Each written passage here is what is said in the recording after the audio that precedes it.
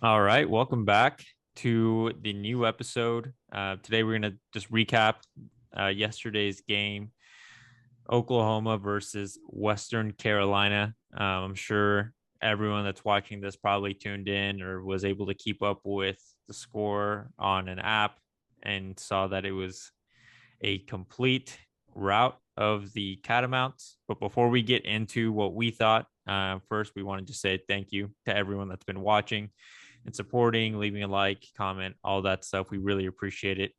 Uh, you know, make sure that if you haven't already, if you're not a subscriber, make sure you hit the subscribe button, continue liking the videos because that is a big help to us. Always gets us to reach a new audience. So keep doing that. Help us grow. Like I said, we really appreciate it, and we want to make sure that we're able to get more people in this community. So let's go ahead and just jump into it.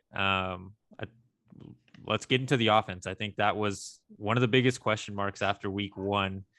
In week one against Tulane, the offense went scoreless. We only had one field goal in the second half. But this week, we completely turned it around. It's like week one never even happened. Spencer threw for 5 touchdowns. The team overall had 10 total touchdowns and 2 field goals. What did you think about the game, Bunnett? I know you were there. You mentioned Spencer's 5 touchdowns. He had 5 touchdown passes and 6 incompletions. So he almost had as many touchdown passes as incompletions. Obviously, it was fun to see. It was fun to see the guys, do what they're supposed to do against a team like Western Carolina. No offense to Western Carolina, but they're not on the level of an Oklahoma or a lot of teams for that matter. But it was exciting. It was fun, and I like to see Jaden Knowles look good. I like to see some of the guys that don't get a lot of playing time come in and kind of ball out there. The only thing it's hard to see how good that offense really is when you play a team like this. Western Carolina is just they can't do much with the level of talent that they have to really slow down these 4 and 5 stars we have all over the field. But I mean, we did what we were supposed to do. That's the important part. Good game. I think what I really hope is that the boys get some confidence from that. Obviously they knew that it was Western Carolina, but to beat them 76-0, they almost covered the 51.5 point spread by halftime. Took a 45-0 lead into half when the first team offense was out there. It was a good game for us. Yeah, the team covered, like you said, they covered their spread and they hit the over all by themselves. Obviously, Western Carolina was no help in that, but it really was quite a game by the offense, not just the starters, but when you look at the stat sheet, you have Caleb Williams. He was only in for a little bit of time, but he went 5 for 10, 84 yards, and then he had a huge run. He totaled 4 carries and 60 yards. So, that He just almost shows scored too on a running play. He was gonna score and tripped over nothing. yeah. It's kind of funny to see in a game like that. But speaking of crazy runs, did you see the play that Spencer Rattler made, where he was The clearly one trying where to score. he extends the Yeah. ball. Well, he Yeah, that ran. one. He made like two or three dudes miss. Then he was hit, like spun off it, and then jumped and tried to, Cam Newton it back in his MVP year. What I did think was cool to see. That's one thing we mentioned in the preview of this game. We were like, this game should be ugly. Look for stuff like that we don't want to see against good teams. And granted, against Western Carolina, it's fun. I really wish he would have scored because that would have been an awesome highlight. I think he did, but we didn't get the call.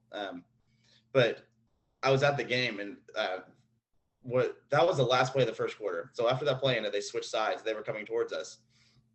And Spencer's, obviously he's hyped, having a good time.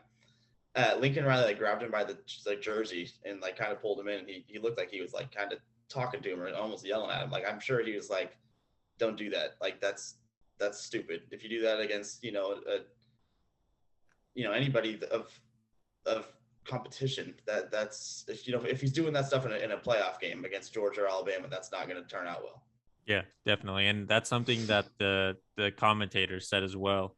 They were talking about it was an amazing run, like you said. It was great to watch on TV, but even still against a Western Carolina, all someone had to do was just put a hand up and just slap it away more than likely, and it's a fumble. Like you put the See, ball in danger when you yeah, didn't have and to. that would have sucked if he fumbled. But at the end of the day, we would have been fine. It would have been a stupid Yeah, turnover, but we would have got the ball back eventually. Probably scored again.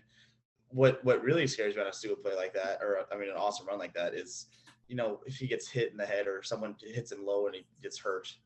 If he gets a 6-week injury against Western Carolina in a game that we're going to route them anyway, trying to do heroic stuff.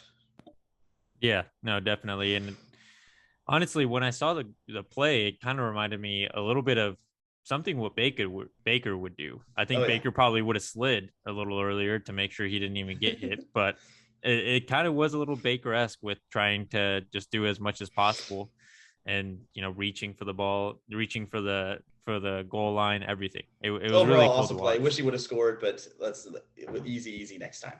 Yeah, exactly. You don't get hurt, Spencer. Let's make sure we get through the entire season and get you a national championship ring before you get to the league and hopefully be the number one overall pick. But other than Spencer, obviously had an amazing performance. To me, the biggest highlight was Mario Williams.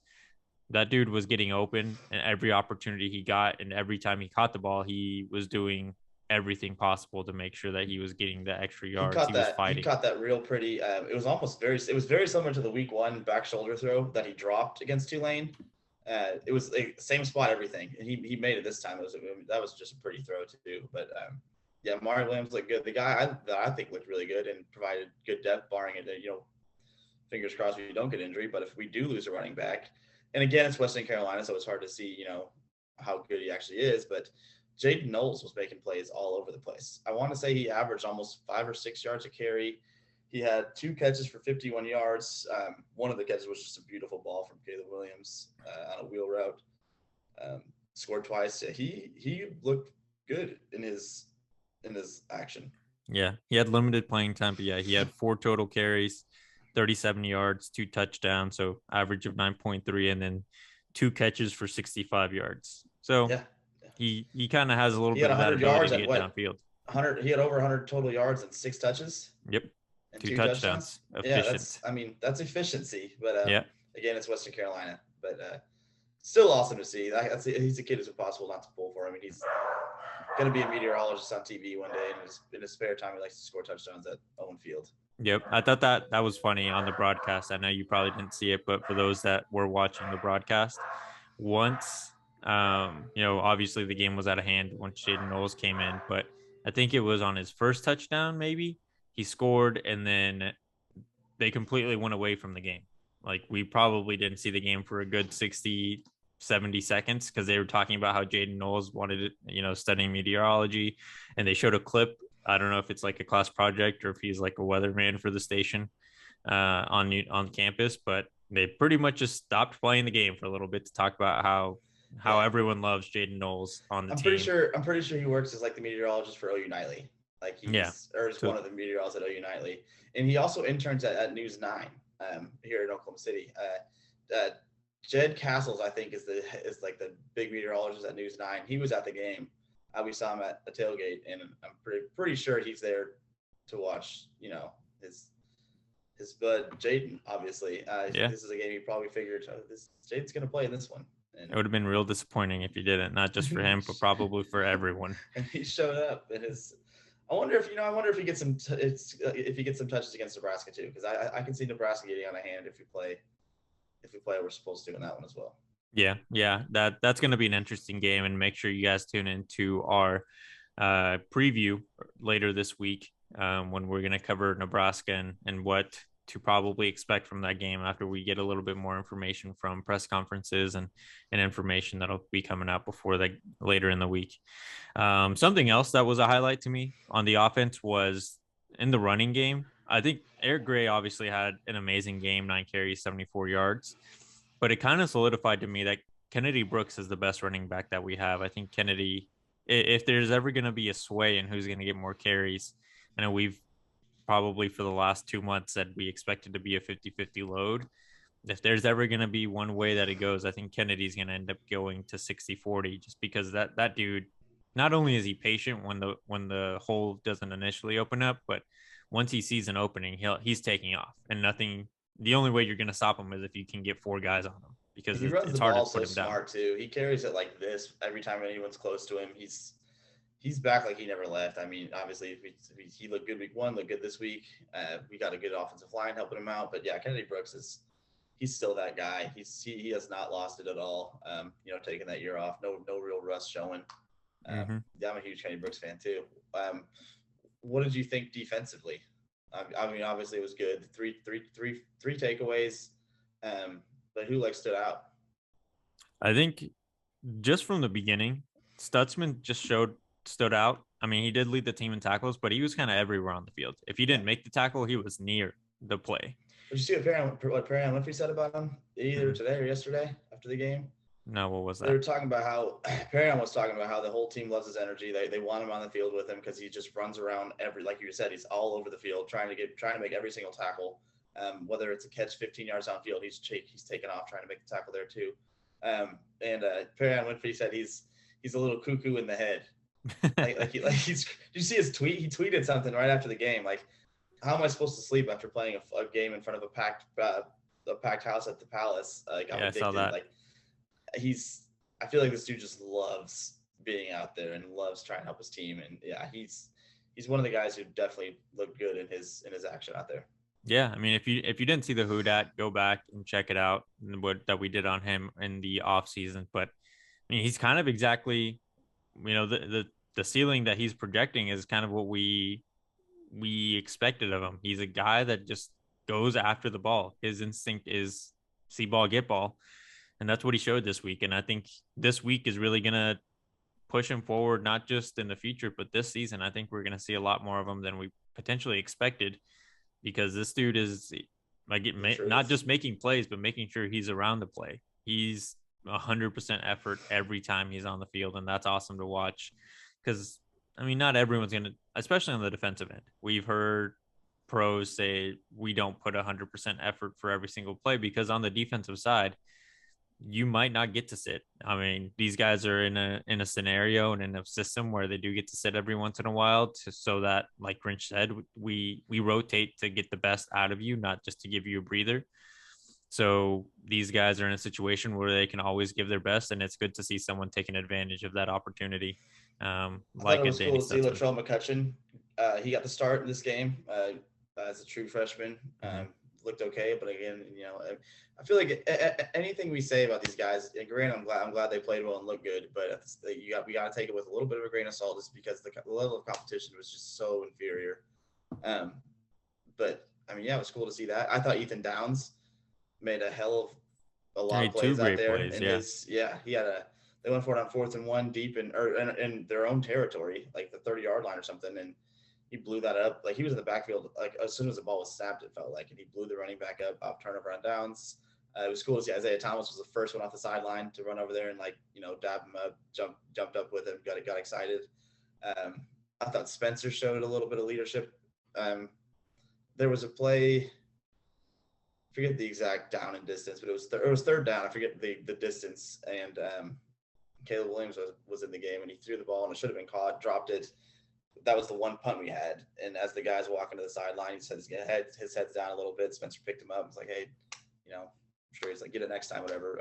But cool to see that. I'd love to see IT be the first one to celebrate with a young guy, and Ethan Downs, and Spencer do the same thing with whoever dropped the ball there. There was a lot of positives. Yeah, it's good to see from the guys that were named captains, right? I mean, IT was just named captain this last week, and I think it was well deserved, obviously, after week one. And he's probably, from what we're seeing from the outside, he's a great presence for his teammates in the locker room. But after the performances he's had these last 2 weeks, he's kind of making it so that he's really in a position, just like Nick Bonito, to be a top prospect going into their last year in college, and potentially for both of them being NFL draft picks, hopefully in the first round on the defensive side of the ball, which really isn't an easy thing to do nowadays. Unless you're an amazing pass rusher or a lockdown corner on the defensive side, you're not getting drafted until second, third round. One thing I'll say that has me a little nervous about the game is like the first series of the game, Billy Bowman was out there, and he left, and he was kind of hugging his holding out his hamstring a little bit. He jogged off under his own power, but he was holding the hamstring a bit. Lincoln Riley didn't put him back in the game. I don't know if I'm hoping that it was just like that was scary. maybe pulled a little bit, or it was tight or something, and Lincoln was like, "You're done." And but Billy Bowman didn't come back into the game, and I would venture to say it was precautionary, just because it's Western Carolina and he's going to be very impactful for the defense, going forward. But that's something I think I'm going to keep an eye on moving forward. So real quick, after you said that, he was icing his hamstring on the sideline, and it did happen in the first quarter. He made 4 tackles. It looks like he obviously he did not return to the game, but it's an injury that could. I mean, hamstring injuries always linger in the long run. We've just again seen it at the professional level, so it's definitely going to be something that we're probably going to have to keep up with, and we'll make sure to keep everyone informed because I think he's going to be a huge loss. I mean, Cordell had a great game, but I mean, I've been a He big would be guy a huge for lot, but I Billy mean, Bowman. if he is out for a little bit, hopefully it's like a 2-week thing, because we can go out there and beat Nebraska and Texas or West Virginia without him. But we're gonna want him, like as you mentioned, down the stretch of the season, because he's going to be, I think we both think, one of our better impactful players on defense. Especially on the defensive side. I mean, like you said, he's going to be impactful, and it's great that we have depth, but we don't have a bye week until November, I believe. So these Yeah. guys are going to go for a large part of the season, probably gassed, both from football and school. And if they have any lingering injuries like this hamstring, that could potentially be, it's going to be a hard first 10 weeks or however long it is before the bye week. So hopefully that isn't too bad. And I agree with you 100%. We could, if he is sidelined for the next 2 weeks versus Nebraska and Kansas and West Virginia, then it obviously it's going to be a piece we miss, but it's not going to be a make or break for the defensive side exactly. of the ball. If he's back and healthy and rolling by November, hopefully before that, but I mean realistically we need him for that championship November season, and Big 12 title runs and beyond. Honestly, as long as he's back for the Texas game, Red River, I think those are good signs. Speaking of Texas, that's another thing we can talk about too. I love the Texas hype after they beat Louisiana, and even from us, I think we talked about on our show, we were impressed with the way they looked week 1 against a team in Louisiana that I think we all thought would have given Texas a better run. And then they go to Little Rock and just get blasted by one of the worst teams in the SEC. And I think all Sooner fans love that too. Yeah, I didn't get to watch all the game. I saw like half of the first quarter and half of in the end of the game when it was just pretty much solidified that they were losing. So I guess I can't speak to like how the game went, and if Arkansas's defense was just overwhelming Hudson Card. But looking at it in the future sense, right? Like we've always talked about how really in the SEC, we believe this SEC gauntlet is a complete myth. It's not real. People in the SEC want to hype it up like it's the best conference, but truly the only team that's had real success in that conference is Alabama. Yeah. Other than LSU's. The only thing that sucks is these SEC people who, SEC it's a gauntlet, like you mentioned, or it's super hard. Texas went out there Saturday and made them look like geniuses. I think Arkansas is a bottom feeder in the conference, and they beat the shit out of Texas. It just makes me think that Texas, and again, I don't know if these stories have come out, so I'm kind of just spitballing here, but it seems to me like Texas approached Oklahoma like, let's get out of the Big 12. And Oklahoma was probably comfortable. Like we win this conference all the time. Why leave? But obviously, the SEC brings us more money and more opportunity for the long run. And that Texas needs Oklahoma to move.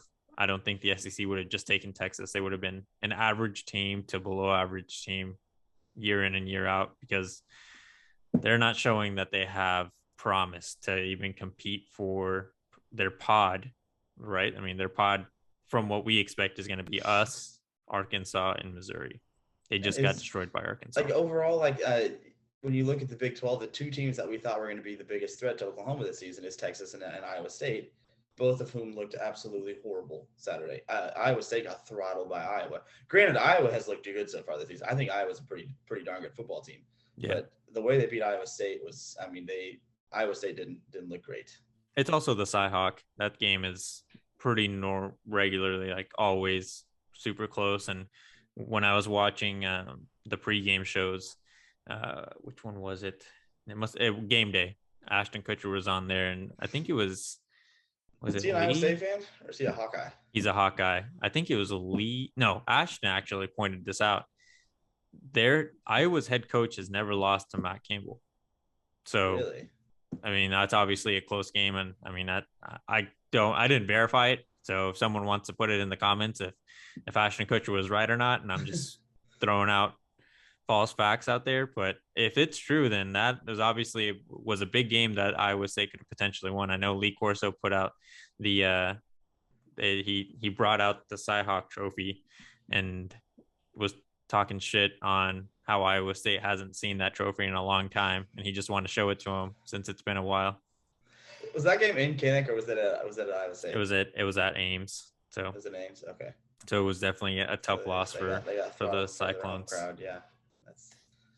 I mean, Iowa they took a huge jump. They're number 5 now, but Oregon. It was a crazy weekend for college football. Yeah, I was a big. I think what. I mean, just I guess moving off just in college football in general, like the Oregon Ohio State game really showed. I mean, after week 1, people obviously were hyped up that Ohio State's Ohio State. They thought they were going to be great since they beat Minnesota. But if you look at Minnesota last year, their defense was god awful. They were like the defense of Oklahoma from the past. They were one of the worst in the country and just had a decent. I mean, Minnesota just had a decent offense last year. And really the only saving grace for them was their running back who's now injured. And CJ Stroud really only got his yards from huge plays where the receiver was wide open, where anyone that could throw a ball decent was going to hit those receivers and score the touchdown. I don't think CJ Stroud is the answer for Ohio State. He didn't show any sort of promise to be a Justin Fields like player, not even a Dwayne Haskins like player really. Right now, maybe he'll prove us all wrong later in the season, but Oregon destroyed him. I mean that defensive line isn't, or the front. I don't even think the front seven. I don't believe Kayvon Thibodeau played in that game at all. Yeah, Kayvon Thibodeau was out, and I think the guy's name is Justin Flo, who is one of their star linebackers, was out. So Oregon was depleted on the defensive side. They kept getting hurt on the defensive side throughout the game. It was a great game to watch from an Oklahoma fan because we got jumped by Ohio State, and it didn't make any sense. Like they struggled just as much as we did. And to bring it back to Oklahoma related, that was Ohio State's last loss at the shoe since Baker Mayfield planted a flag on him. Did you see what Oregon left for him? No. They left a little rubber ducky in the middle of their midfield. That's awesome. To show who runs the shoe now. It was a fun game. I mean, congratulations to Oregon. I think they proved to everyone that last week's game was a fluke. I don't know. Obviously, they lost against Montana, and I think it's really gonna. No, Oregon beat Fresno State last week. Oh yeah. That was Washington. Lost to Montana. I'm sorry about that. Yeah, but I think Oregon really proved, and they have a good chance if they can sweep their conference and win the Pac-12. They might have a shot at being the first Pac-12 team to make the playoffs since Washington. Since Washington. I think they made it in 2016. Yeah, but. Yeah, I mean, a crazy fun weekend for college football. Obviously, the Sooners look great. Oklahoma State looked horrible too against Tulsa. Spencer Sanders is not the answer there either.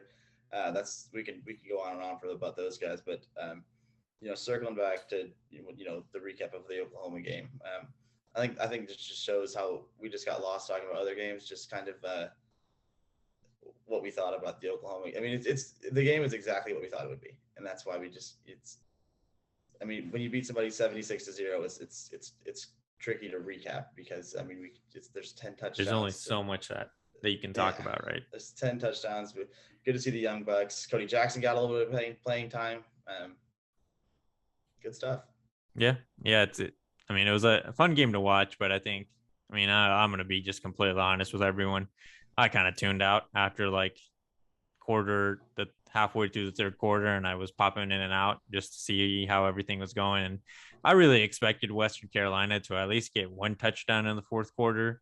Like, Well, they almost did. That's the thing, and that's why I mentioned Ethan Downs as somebody who really stood out to me. Like, I forget it was it was either late third or fourth. I don't know exactly remember the timeline, but Western Carolina had their backup in. I believe his name was Carlos Davis. He busted a run. They were like at the Oklahoma 20. He busted a run for a first down, and Ethan Downs ran him down from the back and knocked the ball out, and we recovered. That took away their only legitimate scoring threat, um, which was awesome to see. Grinch loved it. I mean, everybody loved it. It was, I think Jordan Mukes recovered it. So I mean, that was just shows you everybody kind of got thrown into the game at when. some, I mean, as you should when the game's 69-0 or something. yeah. I It's mean, just to give everyone a recap of, I guess, how our defense did. Western Carolina's total passing yards was 123 for the game. Their starting quarterback was 16 for 29 on 86 yards. That's pretty good pass coverage there. And then they obviously had a pick on their backup quarterback. And I believe the pick Bryson Washington got him. was Bryson Washington later in the game. And then total rushing yards was 55 on 27 attempts. And their starting quarterback attempted to run the ball 5 times. They averaged about 2 yards a carry. Yeah, they averaged exactly 2 yards a carry. And their starting quarterback tried to rush 5 times, from what the stat sheet here says, and ended up with negative 23. So lots of sacks on that guy. Yeah, total dominance. Would be awesome to do that against Nebraska too. Yeah. I'd love to beat Nebraska 76-0. It'll be a fun game to watch next week. What I will say is Western Carolina is better than A&M clearly because OU once beat A&M 77-0 at home. So Western Carolina made them look bad. That's true. Yeah, there was Sure, we can claim that Western Carolina is now better than Texas A&M has ever been. Texas A&M looked horrible. So they damn near lost to Colorado. I know. I really thought they were. I was watching that game so hard. We were all wanting it, but they especially after that late touchdown and yeah, after this offseason, I mean, I've never really cared one way or the other about A&M. They're kind of just there for me. But after this offseason, when the whole thing with Oklahoma and Texas moved to the SEC, and not only was A&M like the most outspoken about not wanting Texas in the SEC, which for whatever reason, right or wrong, like they have their reason, but then A&M fans were coming after Oklahoma as if we haven't proven to be one of the best teams in the country year in and year out. They can't even compete in their own division of their own conference. Like, yeah.